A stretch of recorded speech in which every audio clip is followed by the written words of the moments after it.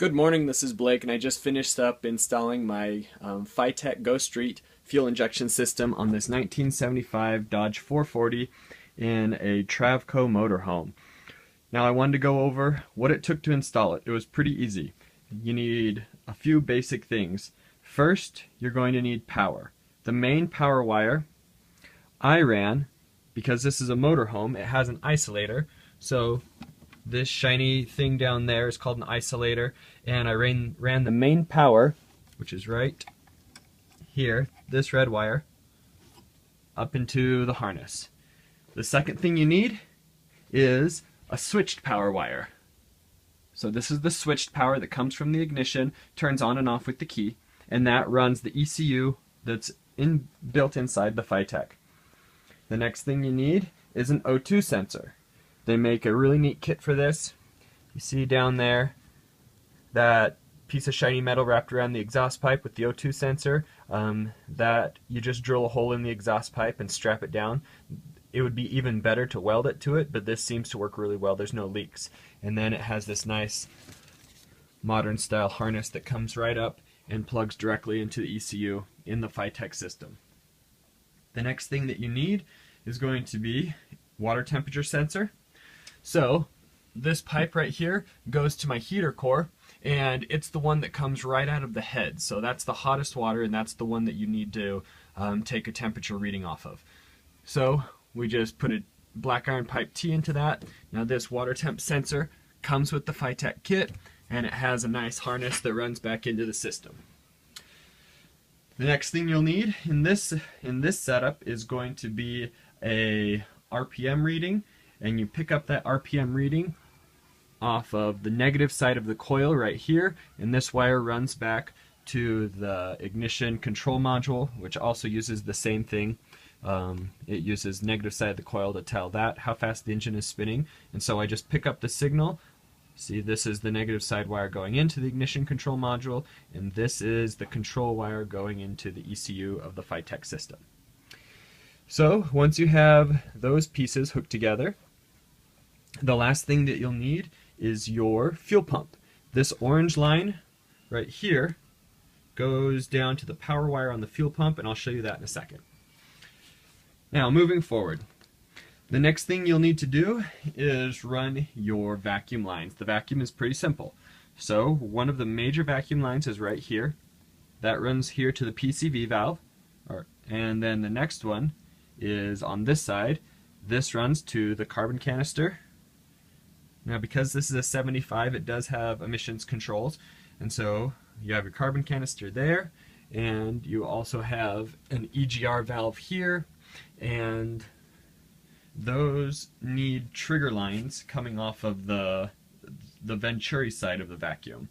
So this is the trigger line that comes out that operates the emissions controls. So you can see it running here. This T goes down to the trigger line on the carbon canister, then it comes along here. This T right here comes up to the timing advance on the distributor cap, and then drop my phone. Then this final line here goes to the actuator on the temperature sensor that's built into the system to operate the EGR valve. So that goes to a temp sensor, and then it comes around here. If it gets up to temp, then it opens up the EGR valve. So on the Venturi side, you have to know that this top vacuum line is Venturi only, and these bottom main vacuum lines are not Venturi, so that's manifold pressure. So once you have all those parts together, then I'll go underneath the motorhome and show the fuel system that I had set up. So we'll start right here. This is the fuel inlet and this is the fuel outlet. The original system on this motor ran at about, I'd say, 4 to 8 psi with the mechanical fuel pump. And so I ordered the inline fuel system from fitech, and it came with all these anodized fittings. So this fitting, I used a PEX style instead of a screw or a worm gear. The PEX is actually designed for plumbing, but it works very well on this because that's a solid permanent connection, and since it unscrews right here, this is a permanent connection on this hose that goes all the way down, and so I'm just fine with permanent connections. So this line runs down to the fuel pump and fuel filters, and I'll show you that underneath.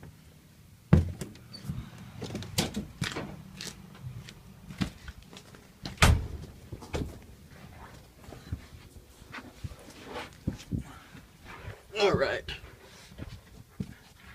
Here's where that line comes down under the coach, comes in here, and this is the high pressure side, which is why I use the PEC style.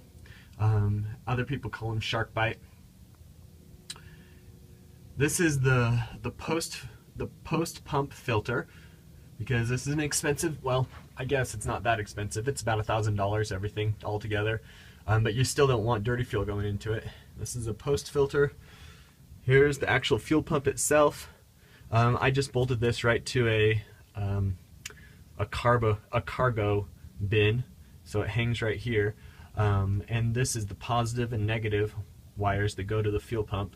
You can see up here, oh maybe you can't, it's too dark. Anyway, with the negative side, I just tapped into a negative ground for the chassis.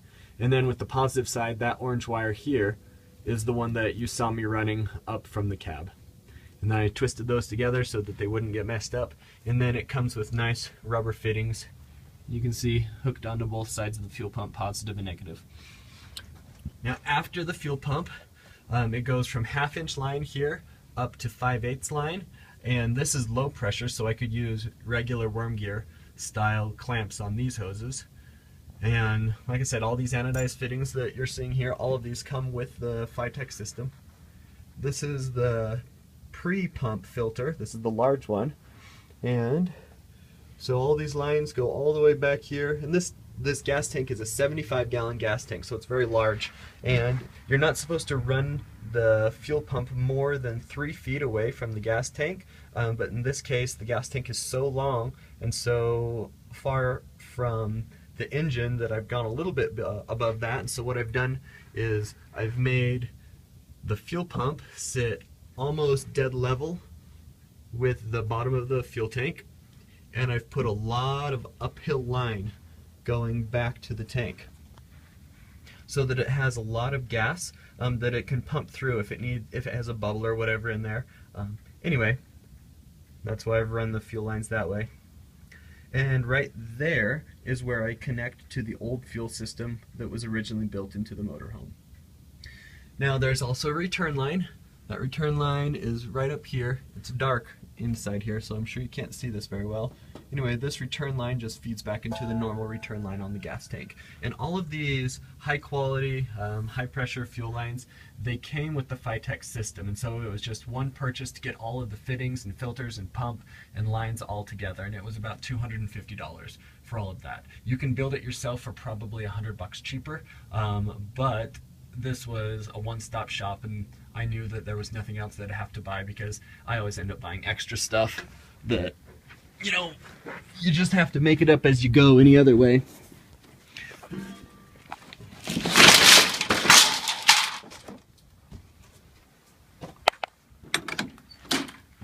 Alright, so now it was down to about, I don't know, 8 degrees last night, so it was pretty cold out there. The next thing you'll need to do to install your fitech is you have to set it up for the engine size and cam. So first you turn on, and here I've got power to it. That turns on the ECU inside the fitech. Turn this on, and you can see that I have set it to 8 cylinders. That's the default. This is a 440. It came default at a 355. Cam mild to wild. This is a very mild cam in this vehicle. Rev limit, it's an old vehicle. I set that to 5600. Idle speed when warm is 800. And the pump PWM, if you're using an inline system, fitech recommends that you keep it at the 75 or 74.9 like they have it on default. So once you have everything set for your machine, then you push send to ECU, and it saves it into the brain of the fitech system. Now that I've already powered it on, it should just fire it up.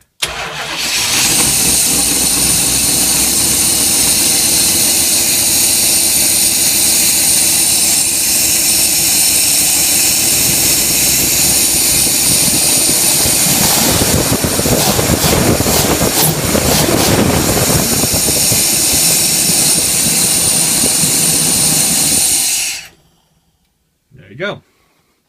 So that install went pretty straightforward. There's nothing complex about it, but I'm really happy with the way it turned out, and I can already tell that this coach has a lot more power than it did before, and I'm excited to get fuel mileage readings because that was the real reason we did it. We're coming from about 6 miles per gallon on this coach. So hopefully we can get that closer to 10, but you know, we'll see.